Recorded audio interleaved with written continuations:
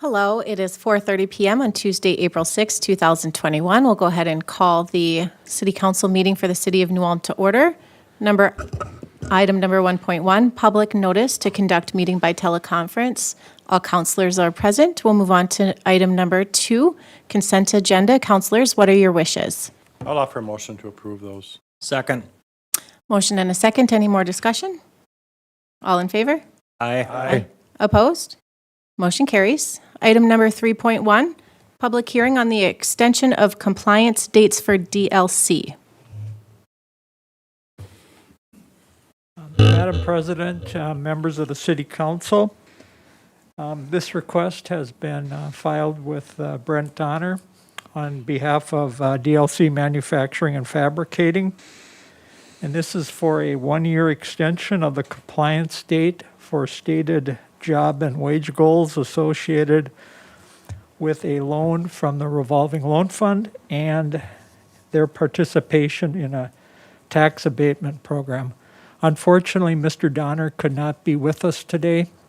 I did inquire as to whether he would be able to make the next meeting, and he could not make that meeting, and these are business conflicts that he has. But Todd Paff, who's works for DLC, is here representing the company, so if you have any questions, Todd would be of assistance with that. DLC has moved into a building at 24 Sampson Street that took place fairly recently. It's located in the Airport Industrial Park.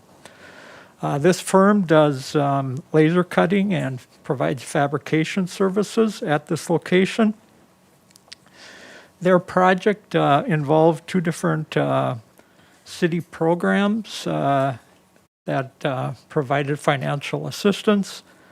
I've provided information on both of those. One is the tax abatement. The second is a loan. As noted previously, both programs had job creation goals and compliance dates, and that's something that's mandated by state statute. The programs that we are talking about took place at different times. So we have consequently different goals and different compliance dates.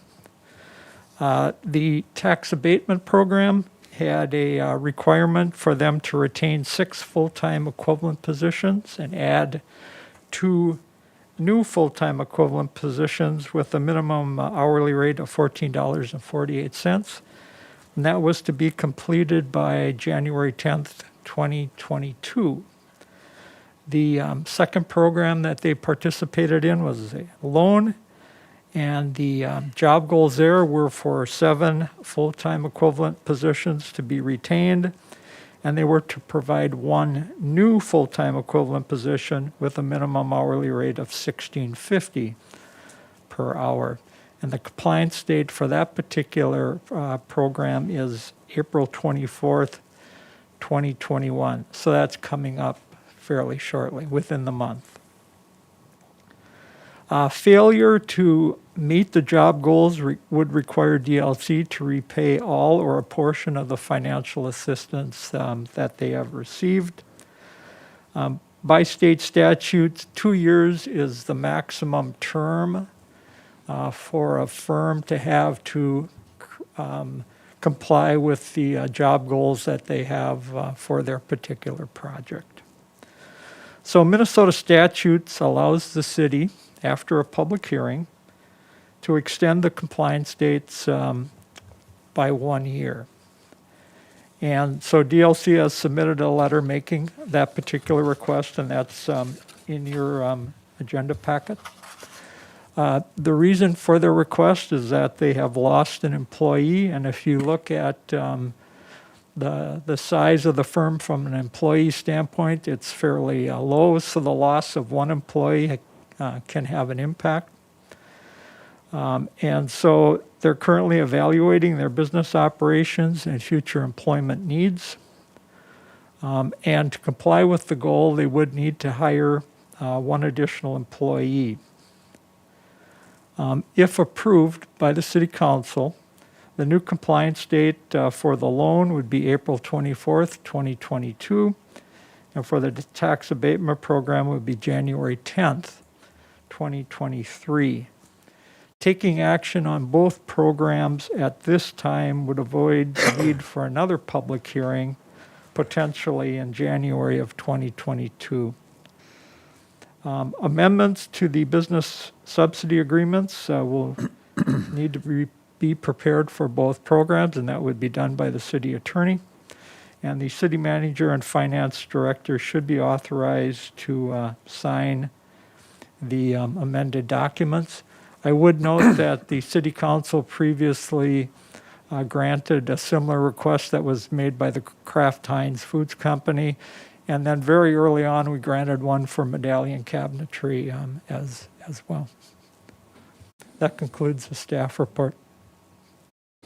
I have one question for the community development director. I know we're financially in good shape, but there's the 1-year extension, no impact at all on our revolving loan fund, right? No, Okay, they've been that's- making their payments as stipulated in the loan agreement. Thank you. Dave, are you hearing anything about, because of COVID, and I know right now it's a 1-year only type of extension, is there any talk in that industry about future extensions because of how COVID has affected some of our businesses, or not yet? Well, state statutes limits us Right. to 1 year. I have had a conversation with the consultant that we use, at least for our tax abatement programs, and I guess there may be some ability on the city side to redo the different documents that we have. But I think this route is the preferred approach Oh, to I take at the agree for present tonight. time. Yes, absolutely. I'm just curious about down the road, because some of our businesses certainly got harder whack than others based on what happened with COVID, but I certainly support this. We need to support our businesses, and I don't know if our DLC representative has anything he wants to say. I really don't have anything else more to add to what Dave said. Okay.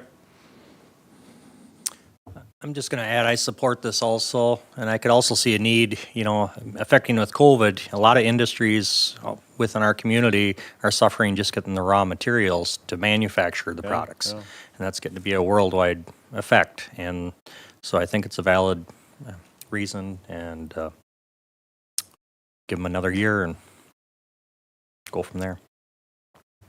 I do have a question for Mr. Path. How many full-time employees do you currently have at DLC? We have 6 right now. Okay, so the loss of your one key employee is really what's impacting your ability to meet the rest of the? Correct. Okay, thank you. And it is a public hearing, so anybody can speak. If anybody wants to. If nobody wants to come forward, I'll close the public hearing and offer a resolution, waive the reading, approving the request of Brent Downer on behalf of DLC Manufacturing and Fabricating Incorporated for a 1-year extension of the compliance dates for stated job and wage goals associated with the loan from the revolving loan fund and participation in the tax abatement program. I'll second that. In a second, any more discussion?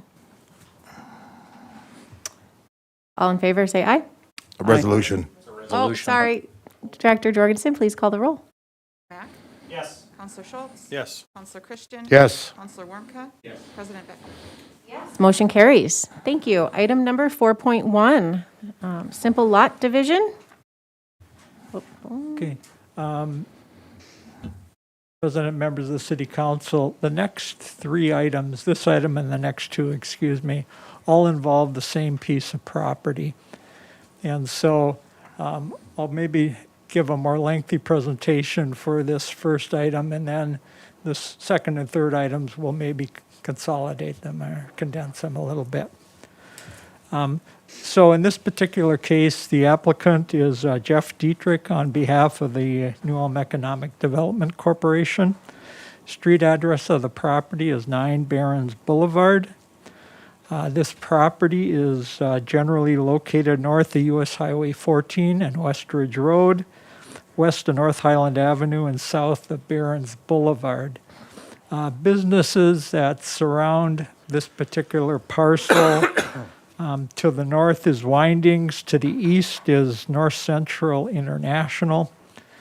To the south is Fastenal and Aldi's, and to the west is Nuvera or Tech Trends. This Lot 2 has a width of 312 feet and a total lot area of 3 acres. It has an approximate depth of 419 feet. The property is generally level. The applicant proposes to divide the property into 2 parcels. Should note that the Planning Commission at their March 25th meeting unanimously recommended approval of the request with conditions. So the split would result in Parcel A being 1 acre and Parcel B being 2 acres, and I'm referring to the drawing that's in your agenda packet. Parcel A would have a legal description of the west 105 feet of Lot 2, Block 1 Airport Industrial Park. Parcel B would have a legal description of Lot 2, Block 1 Airport Industrial Park, except the west 105 feet. As noted previously, Parcel A would have a width of 105 feet. Parcel B would have a width of 207 feet.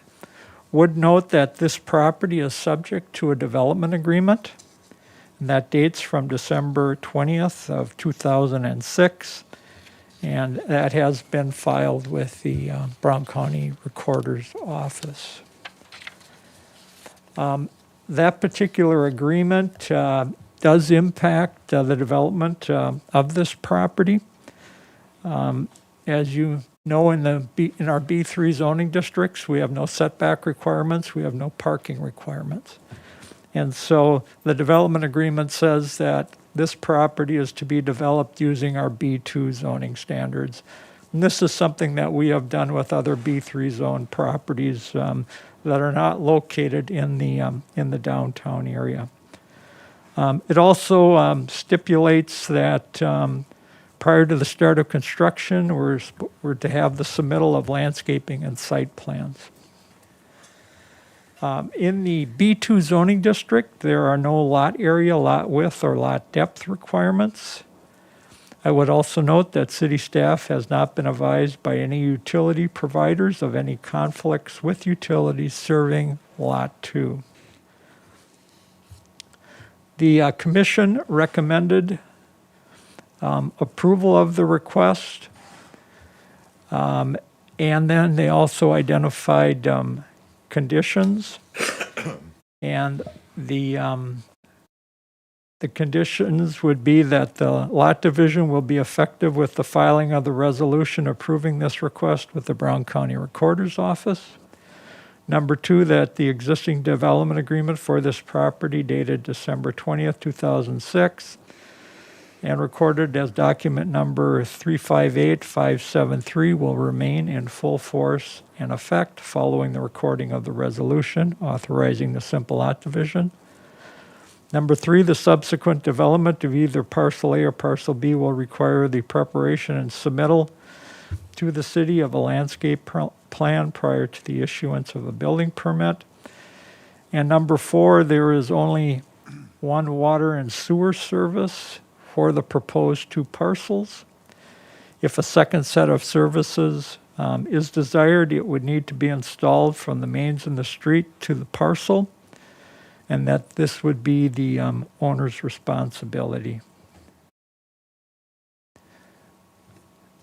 That would conclude the report from the Planning Commission. Thank you, Mr. Snowbrick. I'll make a motion and offer a resolution to waive the reading and approving with conditions the simple lot division of Lot 2, Block 1, Airport Industrial Park. Second. Motion and a second. Any further discussion? Just going to add from the Planning Commission, it was unanimously approved, recommended. Thank you. Director Jorgensen, please call the roll. Counselor Mack? Yes. Counselor Schultz? Yes. Counselor Christian? Yes. Counselor Warmka? Yes. President Becker? Yes, motion carries. Item number 4.2, conditional use permit for Neil Bodie. Okay. This again involves Lot 2, Block 1 Airport Industrial Park, except the west 105 feet. The new address will be 9 Barrens Boulevard. Notice was provided to all property owners within 350 feet of the subject property, and it was published in the Journal on March 13th of 2021. To date, we have not received any comments on this particular request.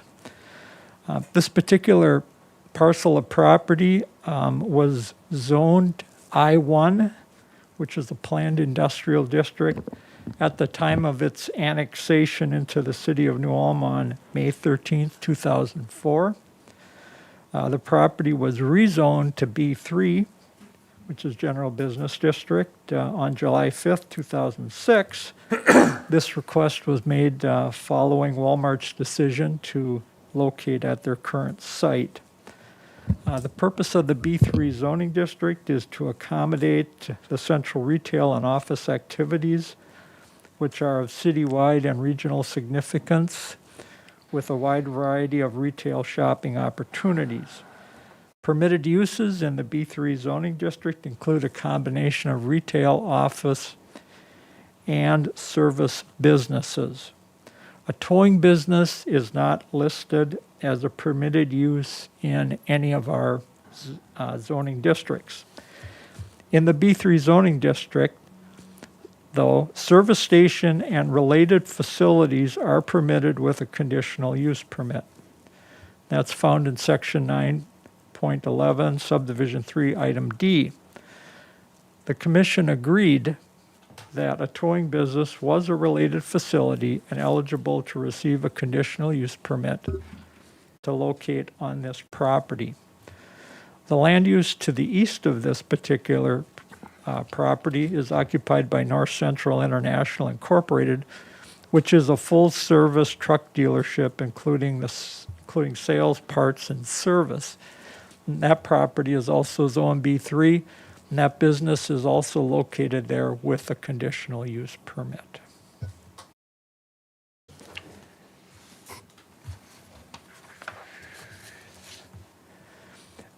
That particular land use has some similarities with the business that's proposed for this particular parcel of property. The building to be constructed on the property will be 70 by 100 feet. And inside the building would be stored towing equipment and other business trucks. A service area would also be provided for those vehicles. Vehicles towed to this site would be stored outside in a 70 by 100 foot chain link fenced area. The fence would have slats. The fence would be 8 feet high, and the color of the slats would match the exterior of the building. In order to recommend approval of the permit, City Council will need to determine that the proposed use can be classified as a related facility to an automobile service station. And secondly, that the request complies with the conditions required for the granting of a conditional use permit. And the reverse side of the applicant's application lists the 7 conditions and their response to them. The Planning Commission unanimously recommended approval of this request with conditions. They recommended approval for the following reasons. Number 1, the request complies with the conditions required for the granting of a conditional use permit. Number 2, the business is classified as a related facility to an automobile service station and eligible to receive a conditional use permit to operate at this location. 3, the business provides a public service. 4, the site is an appropriate location for this type of land use. 5, the business is compatible with surrounding land use. And 6, the site is of sufficient size to accommodate the business. Conditions identified by the Planning Commission include the following. There are 7 of them. Number 1, the applicant will pay the cost to record the permit with the Brown County Recorder's Office. 2, The owner will submit a landscape plan and site plan for the review and approval of city staff prior to requesting a building permit for the project. 3, there will be no exterior storage located outside of the fenced area. 4, the fenced area will be screened. 5, no vehicle shall be stored within the fenced area for longer than 30 days. 6, the property is subject to the development agreement that we've previously referenced. And 7, vehicles towed to the site will be stored within the fenced area. That would conclude the report from the Planning Commission. Thank you.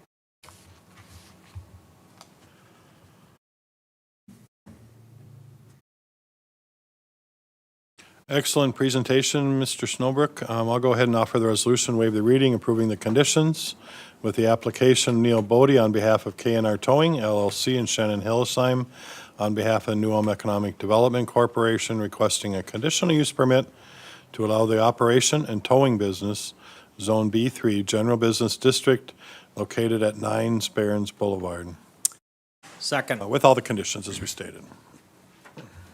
And in a second, any more discussion? I just wanted to say that this looks like it's very thorough, and I'm happy to continue to see development Something out in going that on out there. area. Yeah, absolutely. Because activity creates activity. So the concerns that I had were all addressed in here, so thank you so much. Any more discussion? Director Jorgensen, please call the roll. Counselor Mack? Yes. Counselor Schultz? Yes. Counselor Christian? Yes. Counselor Warmka? Yes. President Becker? Yes, motion carries.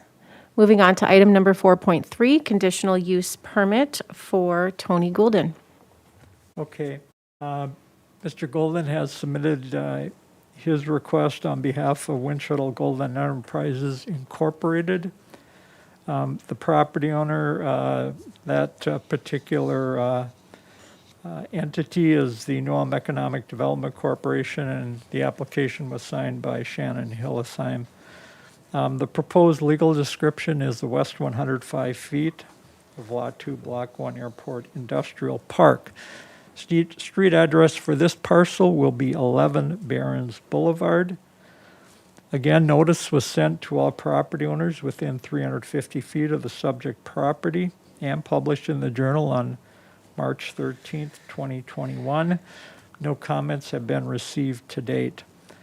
The history of this particular parcel is the same as was just described for Mr. Bodie. The description of the B3 provisions that are found in our zoning ordinance are the same. A hoist, sales, and installation business is not listed as a permitted use in any zoning district. The applicant is proposing to construct a new building of 4,800 square feet, and it would be occupied by the firm with the name Upward Hoist Installers, LLC. The building would have dimensions of 40 feet by 120 feet.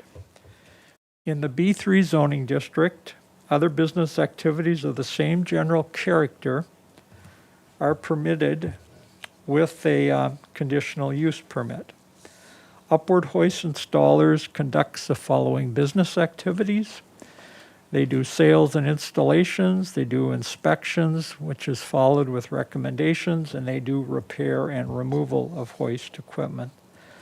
The building will consist of an office and storage area for equipment and vehicles. This location will serve as a sales area and staging area for the business. Permitted land uses in the B3 zoning district similar to a hoist business include appliance stores, electrical appliance stores, plumbing, television, or radio repair when operated as an accessory use to a retail service establishment, furniture stores, hardware stores, and medical supply stores. And the reason those particular land uses were selected is that they are ones where typically someone would come into the business, they would purchase something, and then it would be delivered to their location and installed. Most generally, we're talking about this taking place in residential dwellings, but that is the basis for This proposed business being similar to other B3 uses.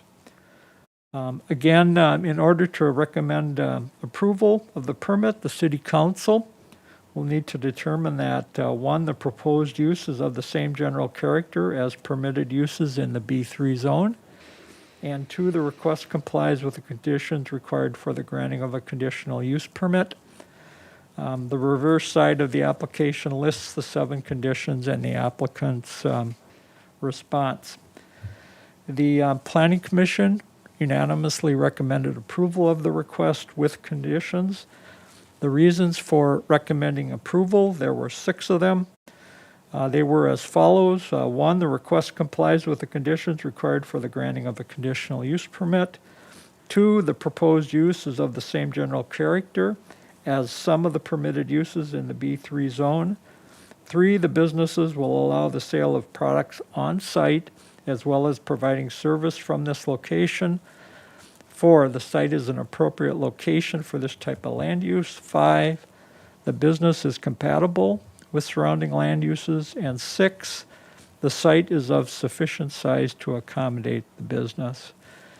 There are 4 conditions.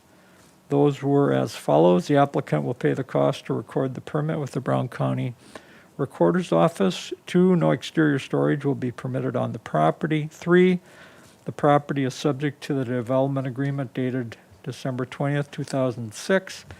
And 4, the owner will provide a landscape plan and site plan for the review and approval of city staff prior to requesting a building permit for the project.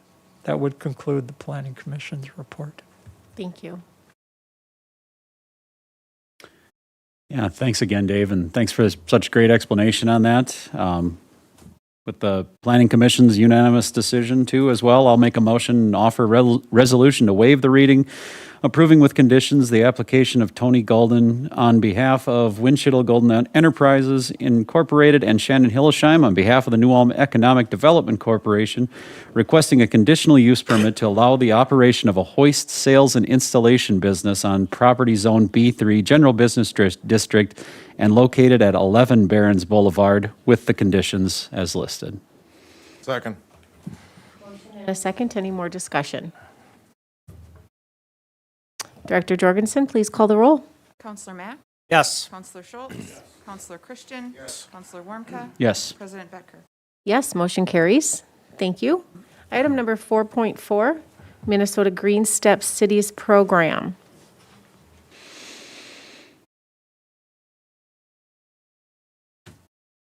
Okay. Good evening, President Becker, City Councilors. If anyone has not met me or know who I am, I'm Derek Nelson. I'm with the New Ulm Public Utilities, and I'm here to discuss Green Steps Cities with you. So a little background on the Green Steps Cities program.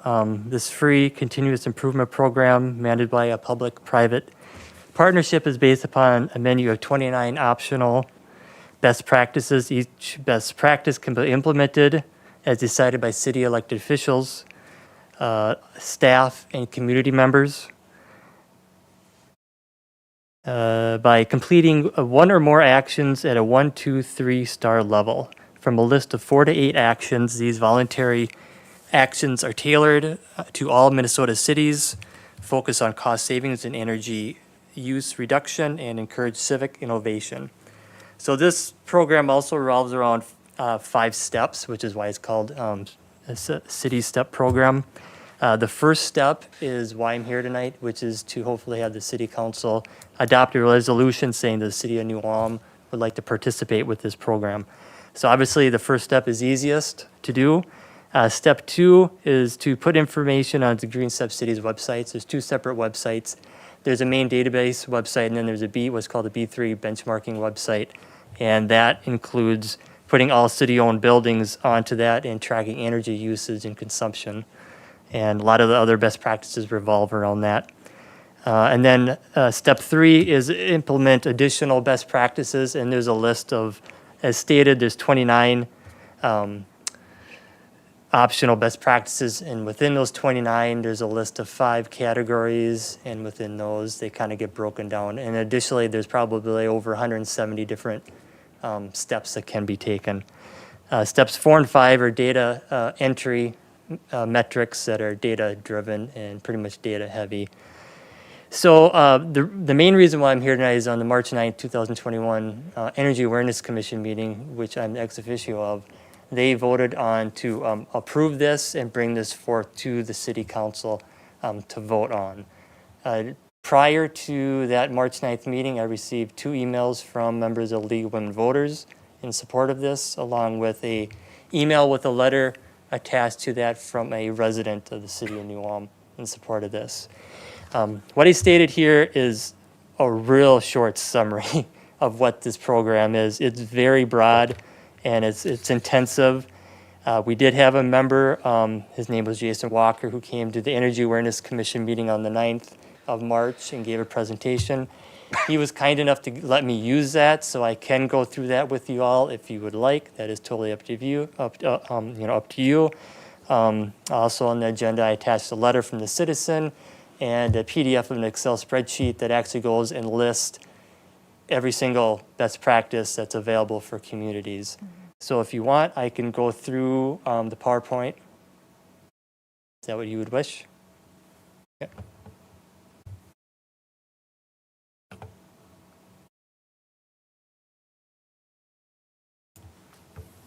Okay. In your agenda packet, there's some pages prior to this, but those all revolved around CERTs, which is Clean Energy Resource Teams, who is one of the partnering participants with this. It kind of just summarizes what they do and everything. And I'll skip those as they don't pertain to myself. So why do cities join? Oh, sorry, I'm on the wrong slide here on my page. Why, what is Green Steps Cities? Besides what I mentioned, Green Steps is a sustainability best practice program geared towards cities and additionally, as you notice on the bottom, tribal nations in the state on a wide range of sustainability best practices, from bike trails to other energy efficiency practices. And really, it's a help guide for communities. Currently, 137 communities, and then the 4 additional tribal nations in the state that go underneath this program for the 141 participants in the state. Why do cities join? Because it's a framework for their sustainability efforts, including the best practices used by their peer cities, and that plays a big factor into this program on how many cities have been doing this and are doing it. I actually highlighted bullet point number 2 and 3, save energy, water, and other resources. Obviously, working for the public utilities, we have natural gas, we have steam derived from natural gas, which could be also implemented into this. But you have the other resources. We all could sit here and probably mention other resources. Another one could be land, vacant land. Could be utilized differently through this program. The other big factor with this Green Steps Cities program that they mention a lot is improved quality of life for their cities and their community members within the city. Increase economic vitality. I think those middle bullet point 2, 3, and 4, they're kind of like their little own ecosystem. They can each derive from one another. Doing one thing inadvertently can help the other. And I think that's shown through, at the end of this PowerPoint, there's testimonies from other cities, and that's what I kind of got out of this, is that doing one thing can help and impact the other, and both are positive outcomes. And obviously you have save taxpayer money in their city and some access to technical assistance, which is, I'll mention a little bit more on the next slide. Keys to the program: voluntary, self-paced, city-directed. I've already said voluntary, also free to join. That's kind of a common theme throughout this PowerPoint presentation. Voluntary, free. It costs nothing it hasn't cost a city anything, and it won't going forward, a city to join this program. Because it's voluntary, it's self-paced. It allows the Mr. community. Nelson, I'm Yeah. sorry, I do have a question. Sure. How is this program funded? That will come up. Oh, sorry, thank you. Yep. I Yep. figured it would. A few slides that will be mentioned. And it allows the community to take responsibility also and accountability and make decisions that have a real long-lasting impact. The technical assistance that's provided through this program, a lot of it is peer-to-peer because there's so many other communities that do this, so many that have done some of these best practices already. State agencies, there's state agencies that help with technical assistance, and then also partner organizations. And then some of the other ones I've mentioned already of the 170 some plus actions. What this isn't, it's not international. This was made in Minnesota for Minnesotans. It's not in any other state that I'm aware of. It's not mandatory. In other words, it's voluntary, which is what I mentioned before and is stated there. Cities can leave the program. I'm not sure exactly why that's put in there. My guess would be just to prove, get the point across that, it's voluntary. There's no mandates. I did contact three other cities, Austin, Hutchinson, and Marshall, that are all members of this.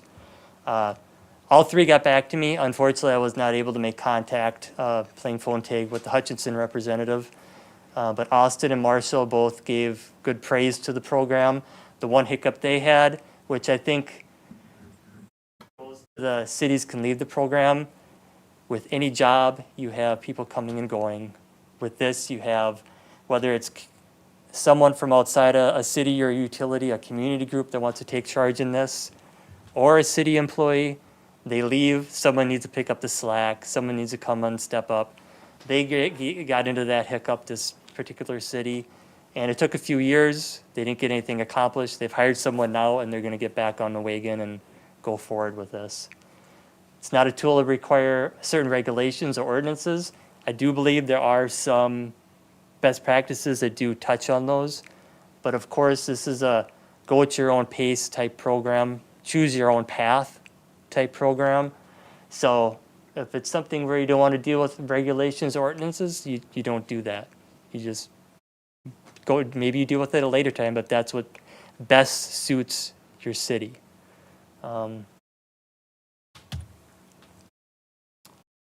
This is just a short summary of it starting in kind of its inception in 2007, from its program launch in 2010, and then I think the first cities kind of signed up for this in 2011. So they just had their 10-year anniversary, January, and I think it says something that in 2016-17 they did city performance metrics. They changed the stuff up, which is important because this program isn't something that was just started and has been stagnant and just kind of a hand-me-out for people to want to do. It's changing with whether it's state or federal regulations, and I think more importantly, not necessarily trends, but the technology that's capable to meet these best practices. Recognition and learning. I think anyone that belongs to any type of membership group through their job can get the gist of what this is. Annual conferences, peer-to-peer learning, technical speakers, things like that are available to members of the Green Step cities. Green Step structure and funding. So it's pretty much partner organizations help make this up. You have the in the center logo there is the Green Step City logo. The 12 o'clock, I think that is the Urban Landscape Institute. And then going clockwise, you have Clean Energy Resource Team, CERTS, GPI, Great Plains Institute, Isaac Walton, League of Minnesota Cities, which we're a member of. The arrow, I think, is Rios? Yes, correct. I believe the Grand received a grant from them, if I'm not mistaken, when they did their renovations. So they deal with historical buildings, things like that. And then you have the elephant, which is the State Department logo now. Minnesota PCA. So you have all these different organizations that help fund and give money into this program through what's listed before, along with private donations and grants.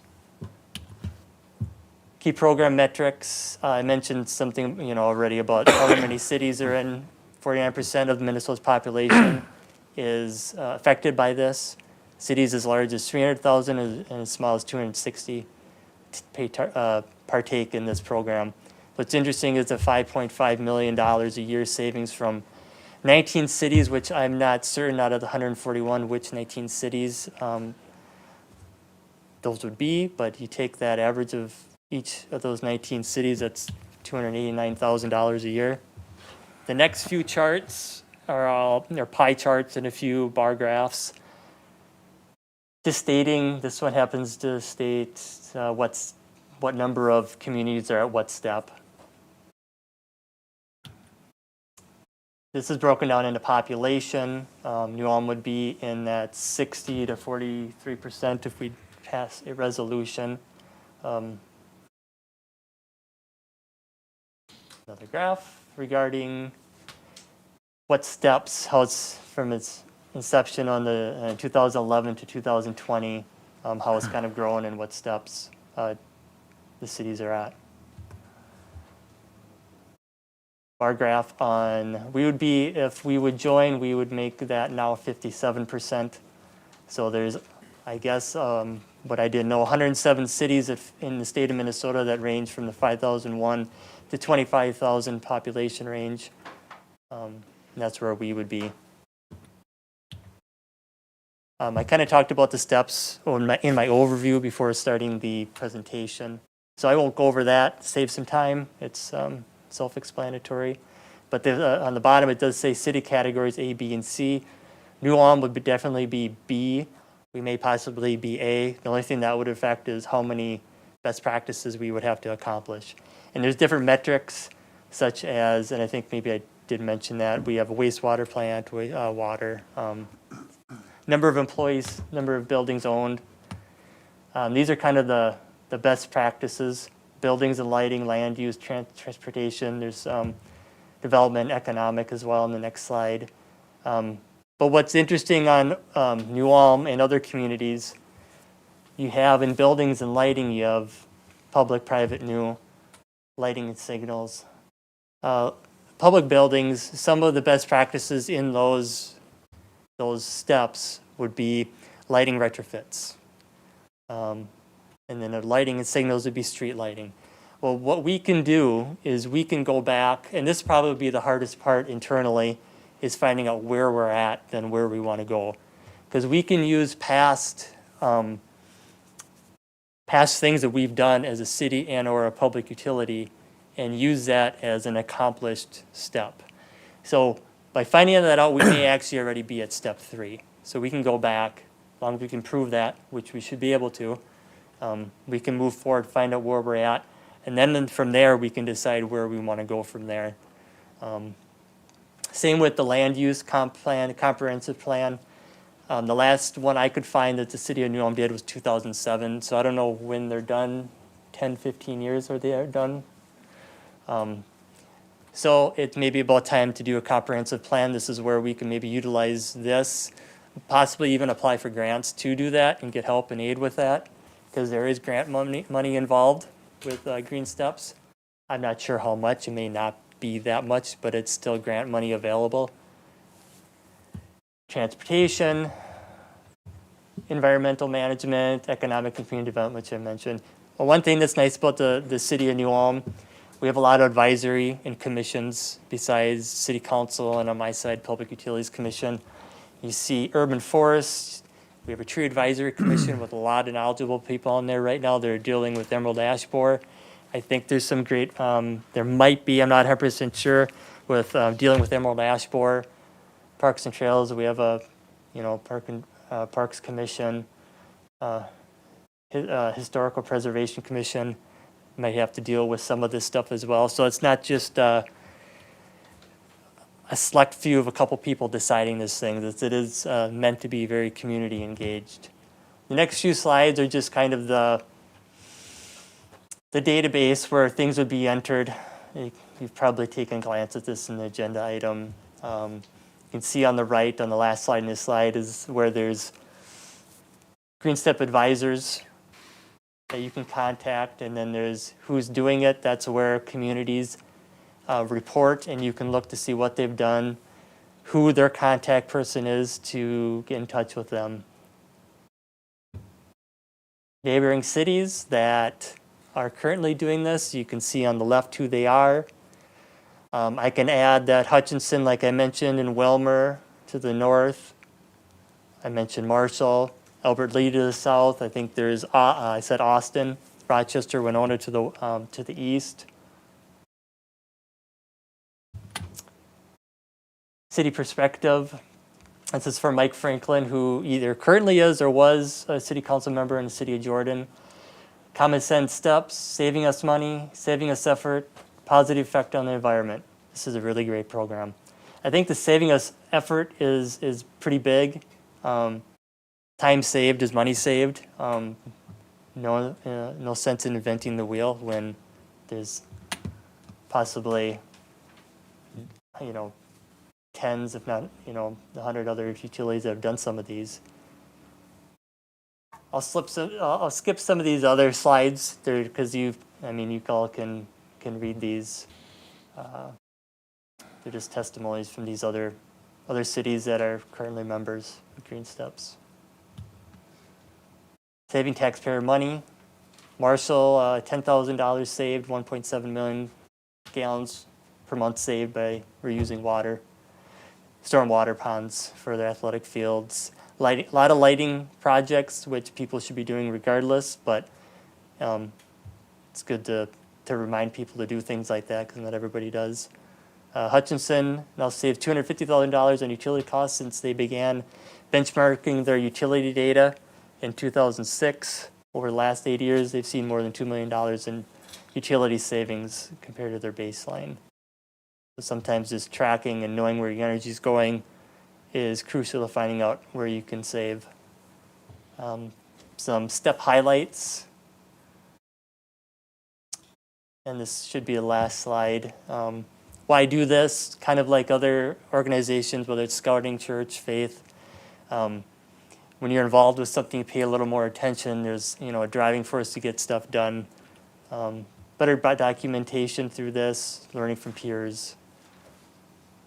Choose your own path. So, James Walker, who supplied us the PowerPoint. Like I said, the only other agenda items were that PowerPoint or the Excel spreadsheet that I put in a PDF that lists everything, which I've glanced through quite a bit, but there's so much. It's a lot to go through. Thank you, Mr. Nelson.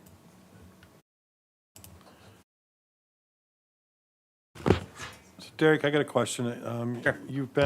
It's like you brought this in front of the Energy Awareness Commission, and it seems to be very energy focused. Has this been in front of the PUC? No. It hasn't, it did not, okay, so it went to the Energy Awareness Commission. As you all well know, you voted on an Energy Awareness Commission to reduce the members Right. a month and a half ago or whatever. One reason why I went to them is because it is energy focused, or the Energy Awareness Commission, but it's kind of crucial to have some sort of community involvement with this, and someone that a group of people that can help put input into making decisions. And we're looking for a purpose for the Energy Awareness Commission. And this kind of helps give them some purpose. This is one reason why it was brought to their attention. Okay. It did not go to the Public Utilities Commission because it doesn't really need their approval to do the resolution.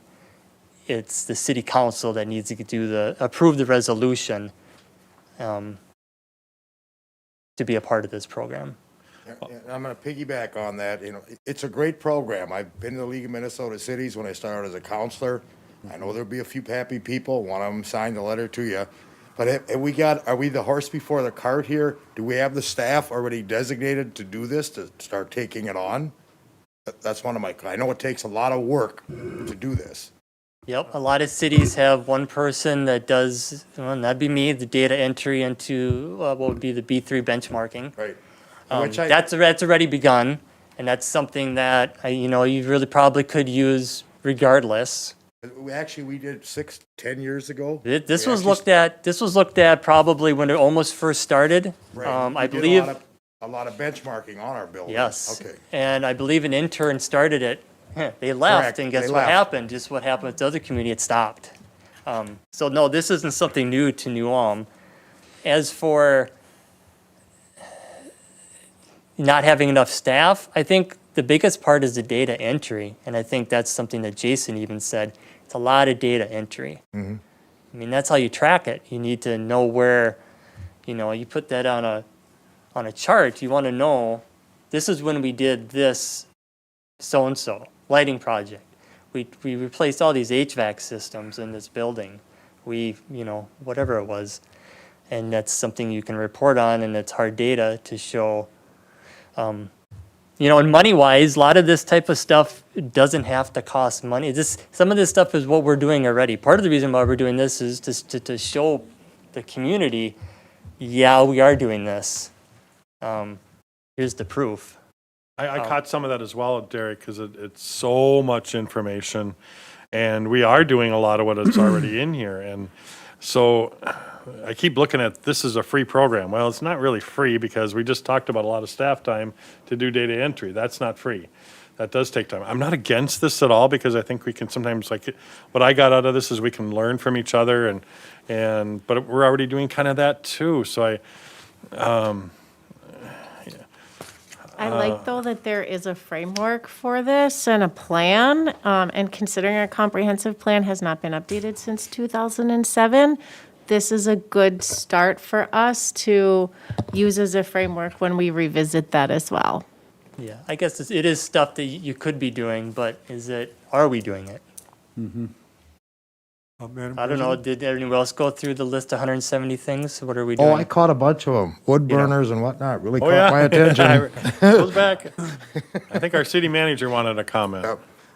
And again, the voluntary program and all this stuff is go at your own pace. So again, we have a lot of the data just out there. It's compiling it, putting it together, and with Elwood and Jason doing the inspections, they know what the buildings, what we have in the buildings, and it's just finding that data, getting it to Derek. And Derek's very good at doing data entry. He does it with all our utility customers, that he has to report on and a lot of those things. So it is something that we've, it's been on my radar since I started to get going, and just finding all the information. And again, it's go at your own pace. We have a lot of this stuff done, so we can, like Derek had mentioned, we're already at probably step 3 at a bare minimum, 2 for sure.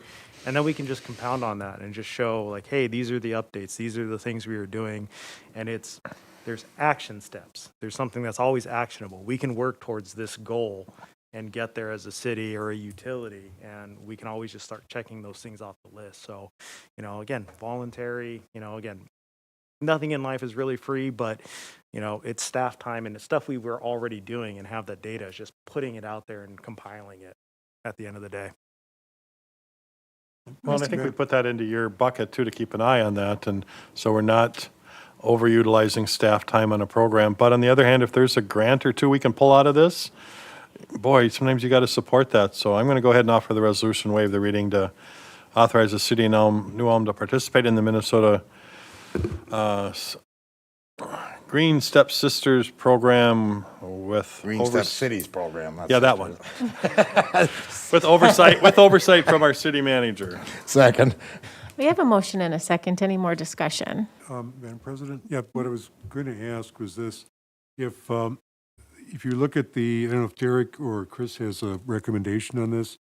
There is a proposed resolution at the very end of the item, and when you look at that, it's fairly detailed. There's some optional things. There's fill in the blanks for naming individuals, and I don't know if nothing specifically has been mentioned about that.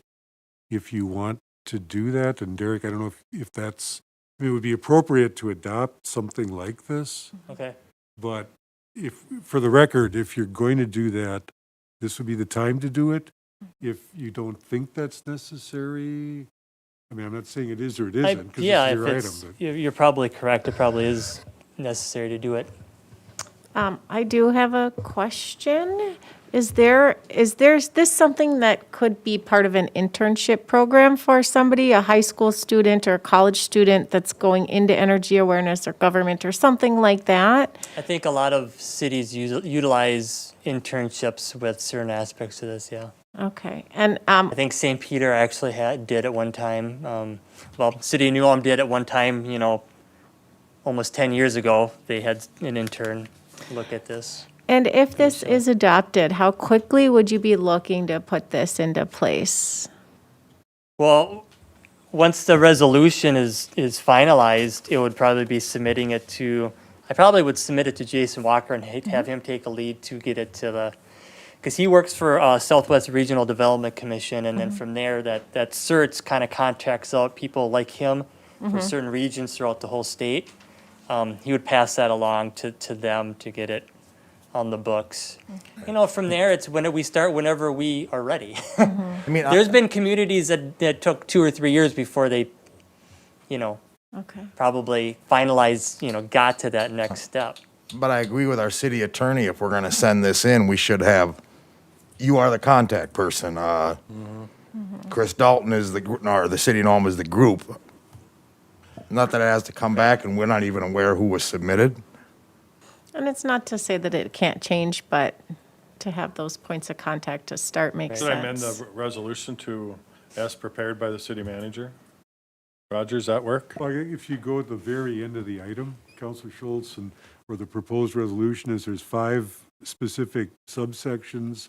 Yep. And the first one is to appoint the contact person. And then it says as appropriate, identifying a group as the Green Step Coordination Team. And then each of the others, or 4 of the 5 total, could have some fill in the blank information as well. And that's why I was just wondering, again, so we have a clean record, if the council wanted to identify those, well, this would be the time to do it. Right.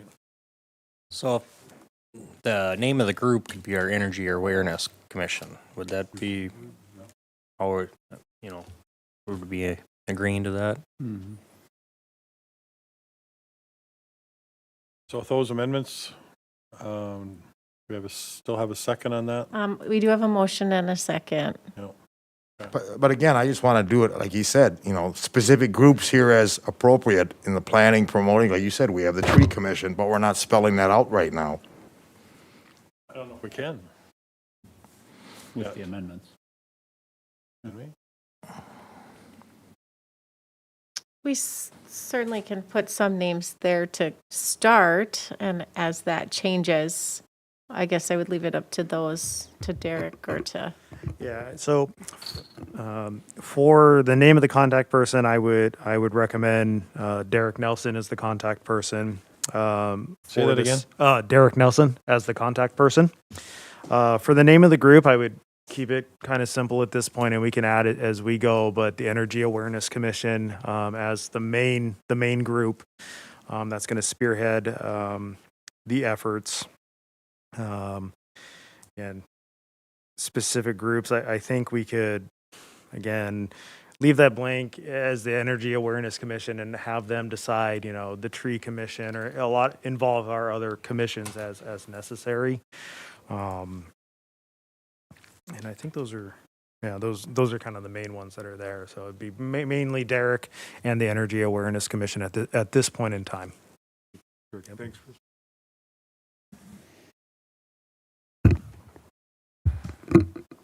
We'll have a motion and a second. Okay. Any more discussion? Director Jorgensen, please call the roll. Counselor Mack? Yes. Counselor Schultz? Yes. Counselor Christian? Yes. Counselor Warmka? Yes. President Becker? Yes, motion carries. Thank you, Mr. Nelson. Thank you. Item number 4.5, Alley Block 79, south of Center Safety Improvements. Thank you, Madam President, City Councilors. Joseph Stead, I'm City Engineer. At their April 1st meeting, the Safety Commission considered a request from Doug Hazen, the Executive Director of Riverbend Education District, to periodically close only the south end of the alley in Block 79 south of Center Street. This alley separates Riverbend facility and their parking lot, as depicted in the attachments in your packet and also on the screen. Mr. Hazen proposed that Riverbend would install and periodically close the alley by installing a gate on the south end of the alley.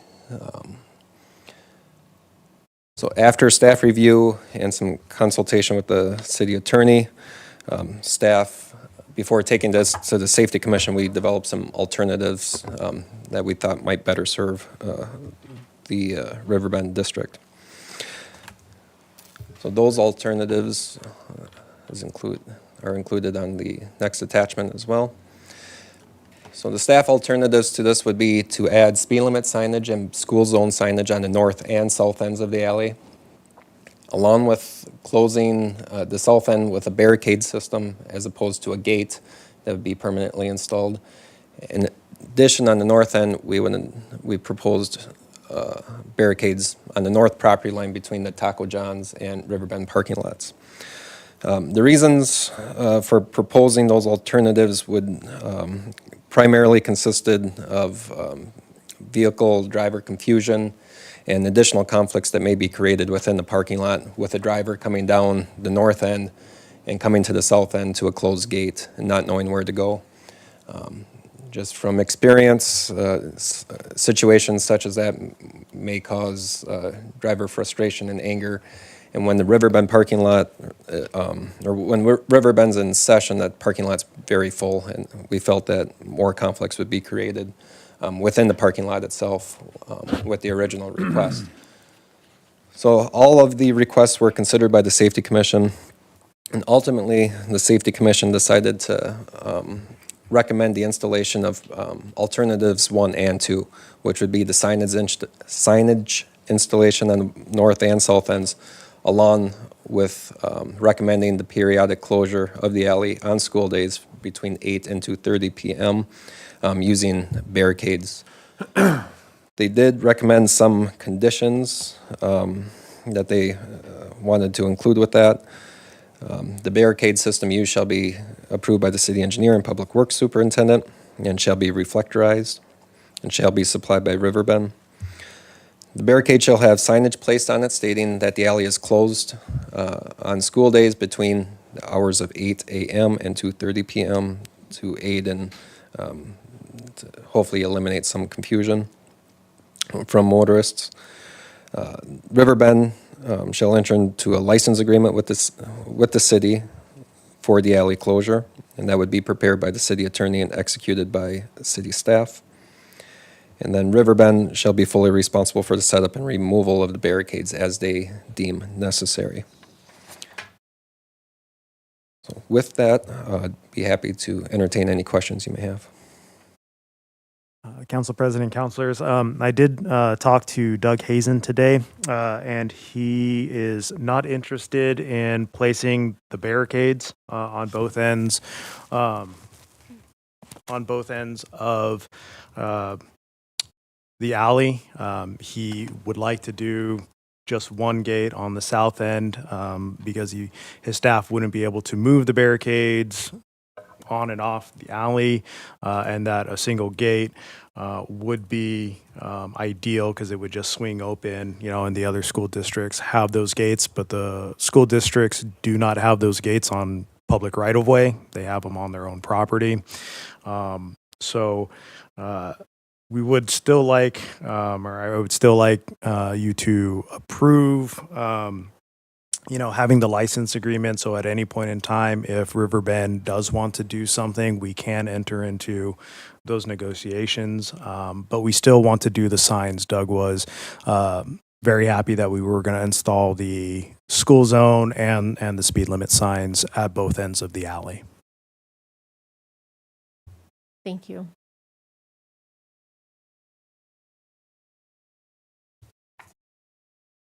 I remember his conversation when he was here. or maybe it's my conversation speaking with him, I don't remember that. A lot of vehicles come from the Taco John area through that alley, right next to the ALC, right smack in front, and are speeding. And even though there's speed bumps there, they go right over them.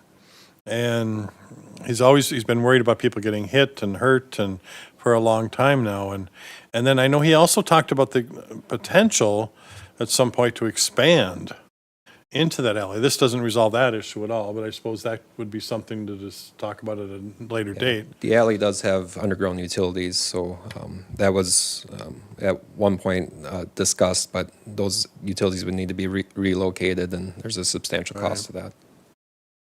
I know the other thing I'd look at is we're already into April, we're almost at the end of the school year.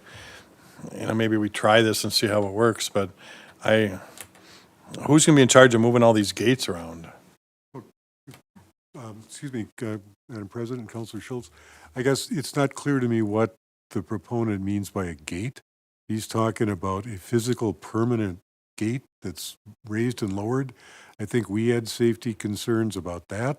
Yeah. What's going to happen if there is a fixture? I'm not sure what the problem would be with the barricades. That's something that's customarily used all the time by schools. I know for years Cathedral did that. They'd close down State Street, kids would play in the street. They did it every day. Right. In here, you've got one, and what's really weird is you've got one end of the alley that is open. Right. And as the engineer pointed out, you've got traffic lawfully coming in there. Well, now we're in what appears to be a parking lot. Where do we go? We can't go out the expected way. We're going to have to drive around, turn around. So I'm not sure this is really designed maybe the best. And the only way. place out is going to be out on Broadway, right? Right. Am I So missing you're going to any? be driving Yeah. through there. Or going back through the way they came in. Yeah. Madam President, City Councilors, the barricades I have depicted in the attachments are commonly used by the street department on their reconstruction projects. They are very light and movable. They come apart. They're easy to store. So that's why we figured something like that would be the prime candidate, because they're not that permanent fixture. They can be moved relatively easily, stored, taken apart, and things of that nature. So that was part of the reasoning behind our recommendation to use the barricade system as opposed to a permanent gate type device. I'm okay with the temporary barricade as the city engineer proposed, the speed limit, but not closing a public alley. Mm-hmm. No. Did the safety committee talk at all about, if this was blocked on both ends, after 8 a.m. when kids are at doctor's appointments and meetings and people getting picked up from school early, they're going to have to enter from Broadway. Correct. Yep. And Broadway's clipping along pretty good speed right in that area. Mm-hmm. Was that discussed as well? Not specifically, not by the commission, no.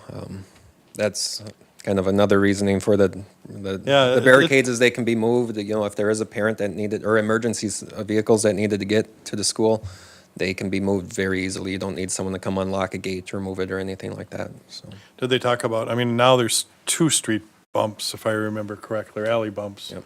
What about 7? Would that slow it down or not? I don't know. That's a concern that he had, was speeders.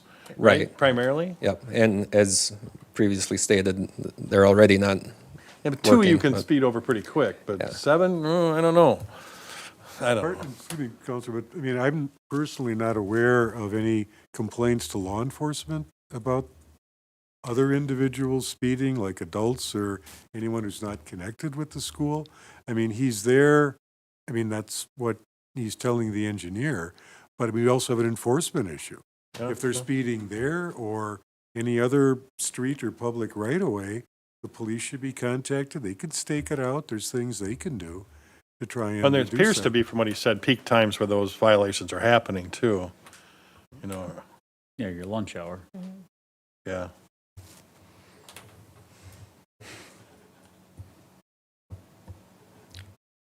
But if I'm understanding from what Mr. Dalton's stating, he's stating that the schools, let's get the signage up and enter into an agreement with the city and come back at a later date with possibly using barricades, if I'm understanding Potentially, yeah. He, potentially. to me, it would be just keeping the dialogue open. So, if they have time to think about it, think of a different option that, Joe and I can sit down and the city attorney can sit down to negotiate what the license agreement is and things of that nature, knowing that you as the council are not okay with a solid gate being there. So We have a that little just bit of left time to up. see how it works.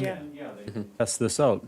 And that way, if he was just adamant he had to have a gate and you're not willing to approve that, then they won't sign a license agreement and it's not going to happen. Yep. So, It just keeps the option open there if they want to come back to the table at some point. And Yeah, do maybe something some other else. idea will pop up too. Yeah, but the signage is what he's okay with. Put that. 20 He really speed wants bumps that. out there. President, city councilors, the purpose of the license agreement is just that it is the public right of way. We've done this many times before. There's no fee or no cost associated with that license agreement. It's just really laying out the groundwork for who's responsible for what for the public right of way use.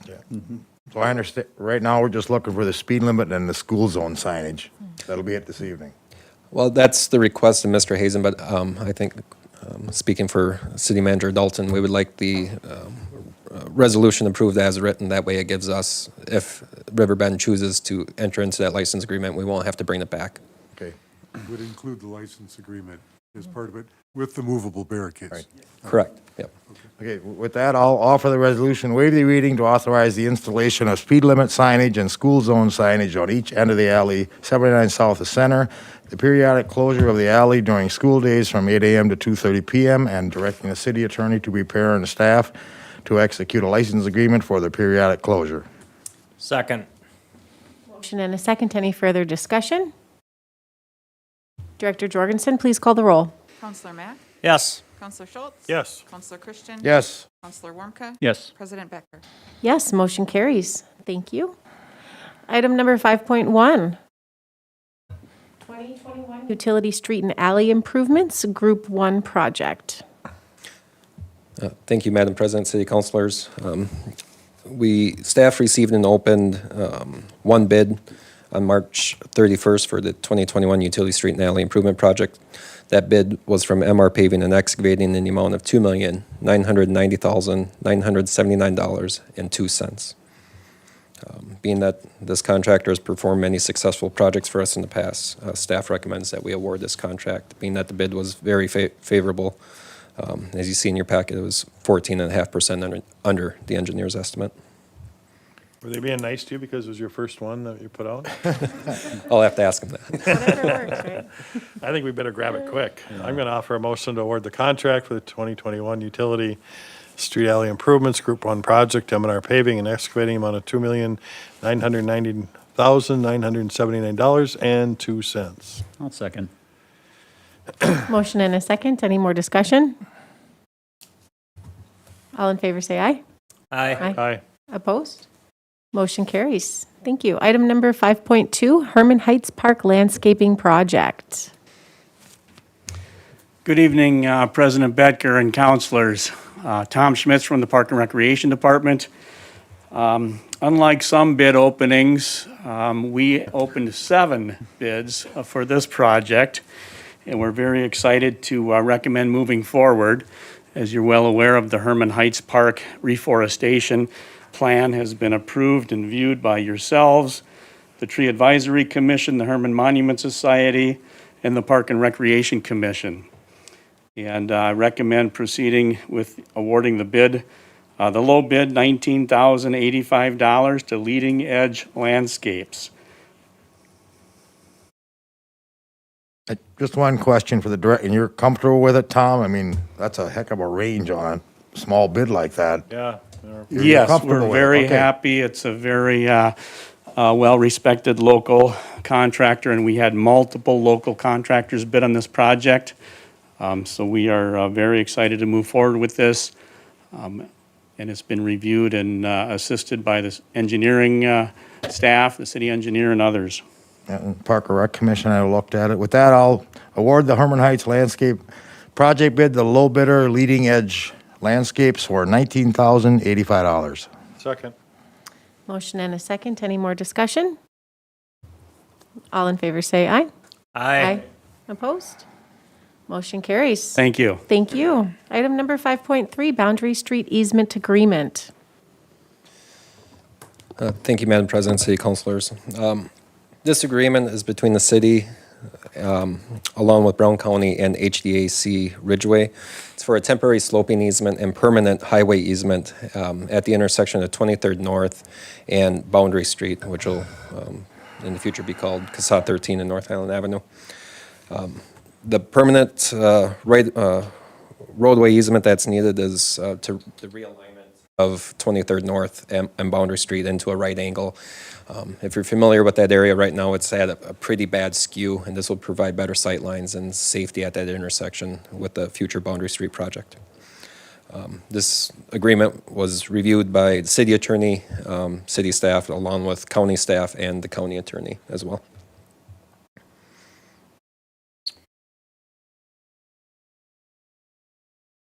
So I read this, so we don't have any financial obligations within this agreement? That's correct. The county is paying for the easement acquisition. I'll go ahead and make a motion to approve the Northridge Public Improvement Agreement, the HADC Ridgeway for temporary slope easement and permanent highway easement within this, and authorize the city engineer to execute the agreement on behalf of the city. Second. Thanks. Motion and a second. Any more discussion? All in favor say aye. Aye. Opposed? Motion carries. New business. We, if I may, I'd like to hop down to item number 6.7, B&L Bar Alley closure.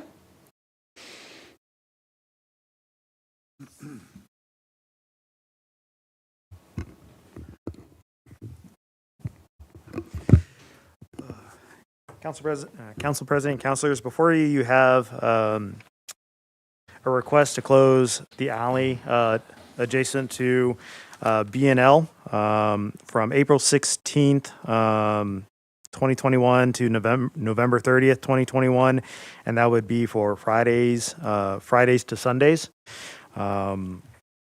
I did receive a letter from Caleb Christensen, who owns the golf academy that's there, saying that closing the alley next to the B&L would not be a problem to the golf project. This would help the B&L boost sales during a difficult time and wouldn't affect any part of the golf project's operation. The Rats also submitted a letter saying that it wouldn't affect their businesses. If you look at the drawing, they are creating a walkway in between the outside proposed patio area and the dentist office or the building adjacent to it, so patrons can get to and from the sidewalk to the Rats and vice versa. I know Rick is here. He can answer any questions you have, and the closure would be weather dependent. If it's raining outside, he's not going to do it. And so, Rick, if you have anything to add, you can add anything. I do have one pretty good question. I know other establishments have done this, added on to the back of their buildings, outdoor seating. And you're asking here for like 3 days of closing the public right of way. Is there any future looking at your parking in back there of develop that into a permanent sitting area and you don't have to come back to us anymore? I mean, If I could get, I don't know how I can get from there to the back. Mike, thank you. One thing that was brought up a while ago, but we don't know how to get there, because I don't have no way to, I'd still have to come out into the alley to get to the back, because there used to be a door in the back of the no, it's on the establishment? side to the alley. Okay.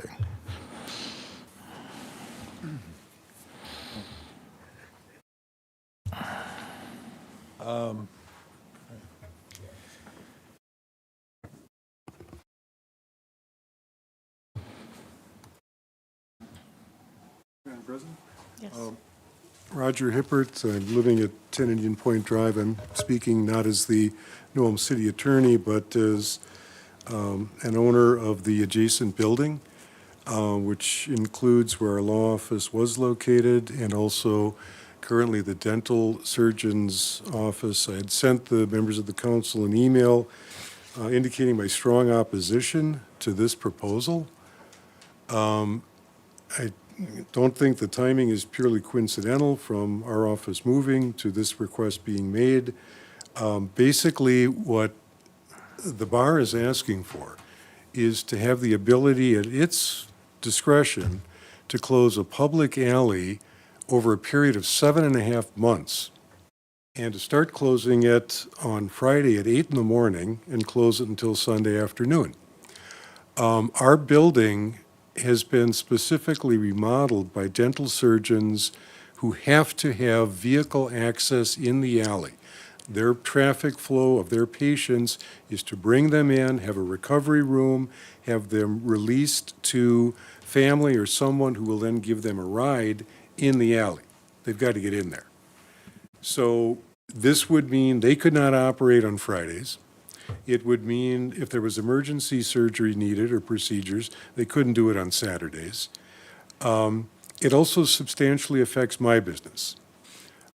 We've got an elevator on that alley. We've got double doors on that alley.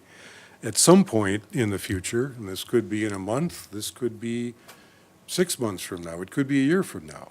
At such time as we have to clean out our building, we are going to need to have access to unload things, to bring in a shredder that's going to be operating for days, probably at different times.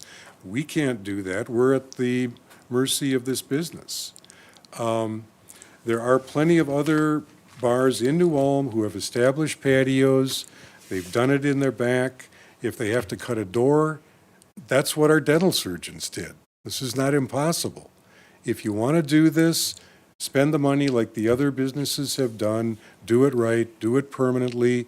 That way you can also enclose it. I'm looking at this sketch. As I understand it, the idea is that people are going to be able to walk from the front of the bar onto the sidewalk, into the alley, and vice versa. That would be going on possibly all day on Friday, all day on Saturday. We've got other businesses in the area, and I just don't think it's appropriate as someone who's a citizen of this town, and also who does have a building next door. I wish them all the best. I hope they do a gangbuster business, but I don't know why they can't do it like everyone else, instead of using a public alley for their own profit for 7.5 months out of the year, without any compensation to the taxpayers of the city. So I would just ask you to reject this. In the past, you have approved it for limited situations, Oktoberfest, Bachfest, I think, maybe a few other times. Understood. If that's something where there's a special event, it's your discretion to do it. But to just have it become part of this business and affect everyone else negatively, I would really object to that. So I'm asking you to please reject this. Thank you. Thank you, Mr. Hippert. Yeah, that's the one item kind of concerns me. We're kind of giving an open ticket. The weather's bad, the alley's open. It looks cloudy, we might close it for 3 days, especially the Friday. I mean, I go through Main Street, I know we got a lot of these T alleys. I mean, yes, the argument might come up across the street, they did it years back. In my mind, that was a mistake, closing the alley, but that's my opinion only. But I go by the Legion. They're gonna come in 2 months from now, well, we wanna have our seating outside in the alley, you did it up the block. Weigels Kaiserhoff comes in, well, I wanna use the alley here, and I know they always say you're not setting a precedence, but so what do we tell them? No, you're not this establishment, you can't use the alley Friday, Saturday, and Sunday. I mean, that's why I asked Mr. Com that question. At what point do you, blow a hole out the back door? You don't have to come to us anymore. You can fence it in. Your people can sit outside, set your bar outside like some of them do. I don't know. Yeah, I also take a look at, it's been a tough year. COVID has been very tough on our downtown in a lot of different ways. And this is not new. I've sat on this council for a long time now, and we've been approving expanding into that alley many times over. And good for Mr. Kam. He brings people into our community and fills up the downtown with some events, and good for his business, it's good for our community. And I think we have to be careful as a council, especially during this period of time, that we're not doing anything that's going to eventually shut down a business or hurt a business to such a point that their revenue is not meeting their expenses. And this does open up maybe too far, so that there are, I mean, I don't know if we had any letter from this dental company, have we? They didn't know about it. I mean, it's something that they weren't aware, that they're not reading the New Ulm City Council agenda. They have no reason to be doing that. Well, they probably should be. So I don't know, I'm kind of on the fence on this one. If there's a middle ground somewhere, instead of maybe opening it totally for the next November 30th, that dates and times be set up between now and that time, where there were more designated dates versus just open-ended. That might solve some of the people's complaints as far as when it's going to be used or not. Like we already said, Bachfest and some of the other festivals and some other weekends here and there. I certainly would take a look at that. A quick question, Dave. Could I get a variant or some kind of thing until, just to give it a try, if I do in my back parking lot, that we come out only the side door to get to my back seating and not use the alley? To carry liquor back there and do that or not? That's illegal. That one I don't have the answer for. Okay, well, as city attorney, that's the other concern I have, is that when you've got, I mean, I saw people drinking in the alley 2 weekends ago on a Saturday. There were at least 6 people out there with beer, smoking cigarettes and drinking, which is totally illegal. No one got them in, no one did anything. This has happened many times in the past. What's going to happen is, if people are just walking through the alley, why are they going to walk back there? They're in the alley. If it's nice out, they'll have a smoke, they'll be in the alley, they're going to do what they're doing now. And again, I don't know why. I mean, we've had Pub and Patio, now Molina's done it. We've had Mowens do it. Turner Hall built a patio. I mean, it's something that's done. Yeah, I understand that, but I'm just asking for that to get back there. That's what I'm asking. No, because then you're outside Okay. of the licensed premises. Then you can't take a drink. It's just no different than taking it on the street and walking over to Rodney's with it. Can't do that either. Roger, would I be correct by stating, because right now we're allowing a sidewalk patio within 4 feet to the front of the building? That's where people are And supposed to be. that's the They- Right. and That's the rule. that's not defined in a public right of way on the alley, because we have nothing we have nothing for an ordinance for an alley right away. It's just strictly for the front if they apply for a sidewalk patio. You know, I'm in favor of trying to help businesses, you know, for special events. You know, they've done some community concerts there. It started out with Bachfest, Oktoberfest, on those nature. But when we have to be mindful, I feel, as a council, when we have different property owners running different types of businesses and having accesses to their property, and they need to be able to have access on a public right of way 24 hours. So I think Mr. Com's going to have to take a long-term effect if he wants to extend into the rear to try to find a solution to get to the rear of his property and or not use the public right of way. That's. I mean, again, I'm going to chime to that. I mean, we've always businesses downtown, close it for Bachfest, Oktoberfest. The B&L did an excellent job with that. It's just we're kind of giving an open-end ticket for 7 months. Friday, Saturday, Sunday, we close the public right away. But this is a need now for Yep. him. His seating capacity is limited, whereas this is open. If this was, and I mean, people aren't going to be there at 9 o'clock in the morning on a Friday morning out in the alley. Well, it will, but it's not going to be 150 people out there. This isn't like a Oktoberfest weekend. His capacity inside is limited right now, which limits his ability to make a profit. This is an alternative.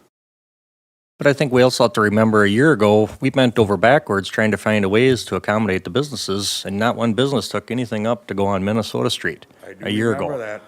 You know, and if we go across the street at Larkspur, they entered into an agreement with the city for a long-term lease, and they pay rent for their deck and to have access to. So is there a middle ground here maybe to table this and have Mr. Com kind of tighten up this schedule and have specific dates, not all days, all weekends? I would like to work through a little bit of that here instead of coming back to rehash this again. Okay. Mr. Hibbert, if there were modifications to the hours of the closures, would that be something that would be considered some type of a compromise for you? Madam President, one of the, again, the big concerns that I've got is that I'm going to need to get access to my building. Correct. And I mean, if he was going to do this from, 5 p.m. Saturday to 1 p.m. Sunday, Sure. I mean, that would be okay, but I would also really like to see some good barriers. When the BNL did this, and I can't remember the event where you had the ice and everything out there, because that was really well run, and it was secure, and there were not people going from the front of the bar into the alley. That worked. But when you just put up a couple barricades, it doesn't work so well. Which is, I'm assuming what they'd want to do, because that was a major investment for that event. That was a big deal. So that's a problem, because when I'm going to need to get in my building, it's very possibly going to be on Saturdays. And, it's just like when the B&L has got its delivery trucks in the alley, they need it for business purposes. We're not blocking off their alley for that. If I need it for business purposes, and I don't know when a new business is going to move in, what kind of business it might be into our building, they're going to need to get access there. I don't know when they're going to need it. So I just hate to see it tied up all day on Friday and all day on Saturday for the next 7.5 months. That's probably one of the bigger things I'm comfortable. A regular work schedule routine downtown, 8 o'clock in the morning, we're shutting it down. Would Monday afternoon be, Friday afternoon be something that would allow most of the business to be, and I would also like to hear from the surgeon's office. Are they doing, things on Fridays and Saturdays? How frequently? Obviously there's emergency things, but there would still be, a 4-foot exit way. And is it the safest thing for somebody that just got out of a dentist office to be walking into an alley? They have to drive. They have to go, they go directly out of the door into the car. vehicle. Right. So there has to be a vehicle allowed through there. It's kind of hard to make a decision when we don't have any representative from the dental office here. And they weren't addressed any letter on this aspect. And they entered in an agreement, obviously, with Mr. Hippert and his partners that own their property. And that might be a reason that they might want to not stay there. And in these times, Mr. Hippert and his partner probably don't want to have an empty building either. And, everybody wants to keep businesses going, but at some capacity, right now we're limited due to COVID. But all right, now if it's June and the governor lifts it, is it still okay to be saying that you want the alley closed? I mean, we don't have that flip of the switch. Right. I mean, is capacity at 75% right now with Mr. Cam? Yes. So we're, It doesn't apply anymore because you can't be, everything has to be seating anyhow. It's social distancing and the seating. If you need to speak, just to come to the mic, please. I guess, one other thought would be if, we couldn't do it under this here, but we could have discussion, but if Mr. Khan would want to do it, entertain a sidewalk patio or something, and would we be willing to do something like that to work with him and try to find a Well, the solution? parklets are right around the corner, right, Mr. Loft? So maybe Mr. Cam wants to speak here. Still can't drink. If we have the parklets out front, are they able to drink on the parklets out front? We can't cross the sidewalk to get to the You'd have to get parklet. an extension. Yeah. And parklets can't be, are for public use. You can't designate it for a business. I want to say that I do appreciate the creativity, and that I think that there are times we need to be a little bit flexible. I do want to be careful about setting precedents. I do feel that 7 months is, obviously he feels that that is what he needs for his business, which is why he applied with that. But I think I would like to hear from the oral surgeon's office as well. And we already have received letters from one business in opposition, 2 businesses in support. Obviously, after this meeting, if there's others that have opinions, I'm sure that we'll hear from them as well. But you're right, I think we do need to fine tune this a little bit. But I would like to see a way to make it work and have a good compromise because, well, we need to work with our businesses Yes. on all levels. So should we offer a motion to set up a subcommittee to take a look at this and bring it back to us? Is that kind of what you're thinking? I think I would just like to. City staff, I mean, it doesn't have to be Yeah, I mean, as long as that we're contacting the businesses within the proximity. I'm not would we need a subcommittee for that? Or could we No. simply bring it back at the next meeting? We can bring it back at the next meeting. We'll work, John Nisley and I will work on. Okay. I think Chris knows what we're looking at, so why don't I just offer a motion to table this for more additional information? Okay, Okay?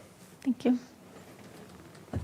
Do we need a second and a vote on that? I've never, yes. I'll second that. There we go. Okay, thank you. Motion and a second. Any more discussion?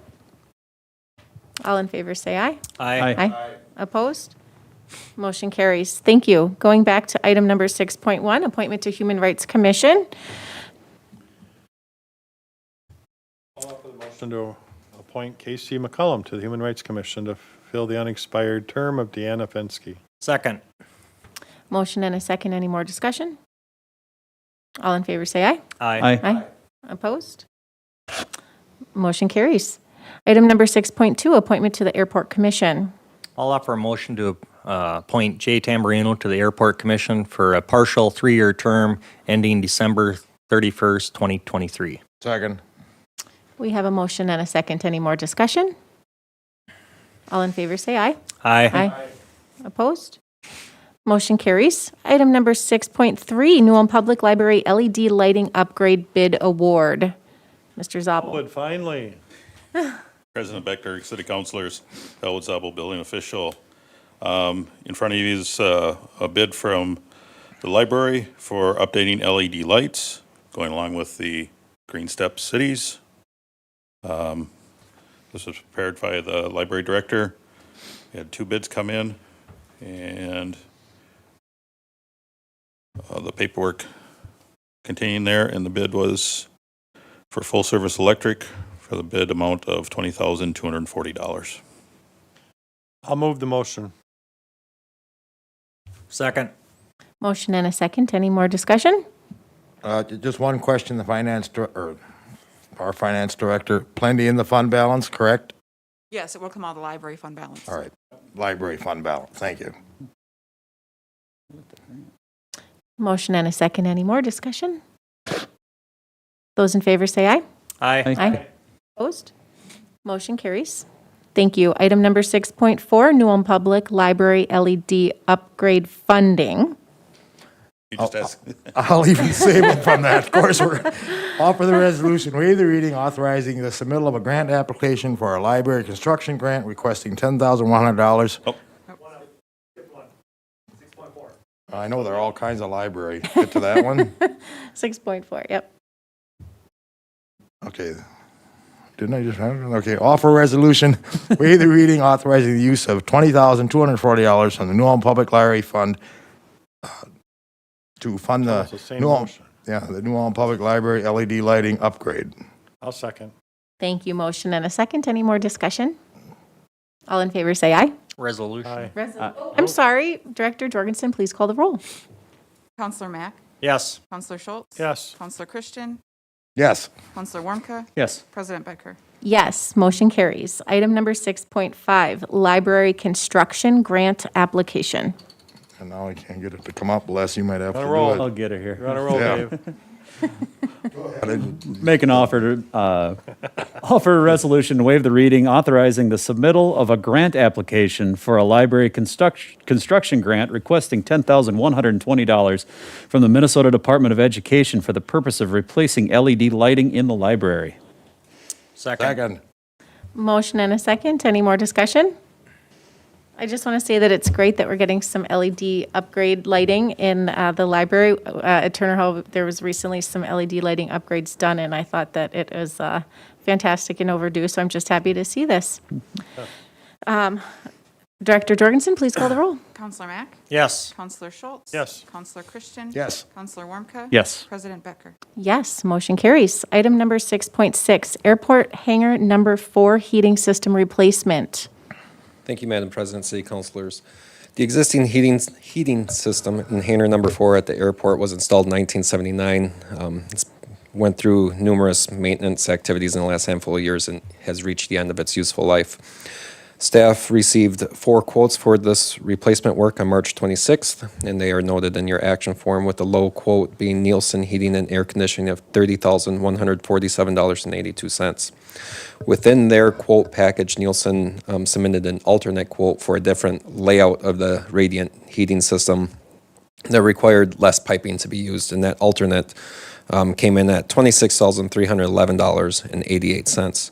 After consultation with the building official and meeting with Nielsen out on site to discuss the heating layout, it is recommended that we move ahead with the alternate layout in that amount. This project was budgeted at $19,000 within the airport budget. We did have a flooring project that came in $2,000 under the estimate, so we have excess funding from that project added to that 19,000 at 21,000. I should note that some of this project will be reimbursed by the FAA in the state of Minnesota, so it will actually bring the city responsibility down substantially compared to what we had budgeted. So staff recommends we award the contract. I'll go ahead and offer a motion to replace the radiant heating system in hangar number 4 at the New Ulm Municipal Airport and award the contract work to Nielsen Heating and Air Conditioning amount of $26,311.88. Second. Motion and a second. Any more discussion? Joe, what kind of lifespan is a heating system like this typically have? Do they state anything? 20 About 20 year, yeah. so typical. 20 year? Yeah. It doesn't get used heavily. The hangar is kept around, that 45 to 50 degrees, so it's not like it's heating to 70 degrees all winter long, but it is a large facility to heat. It's 100 by 80, so it's a big building. Okay. A motion and a second. Any more discussion? All in favor, say aye. Aye. Aye. Opposed? Motion carries. Thank you, Council. Item number 7.1, report of claims paid. Make a motion to accept the list of claims paid in the amount of $3,974,418.81. Second. Motion and a second. Any more discussion? Those in favor say aye. Aye. Opposed? Motion carries. With no more business, meeting is adjourned.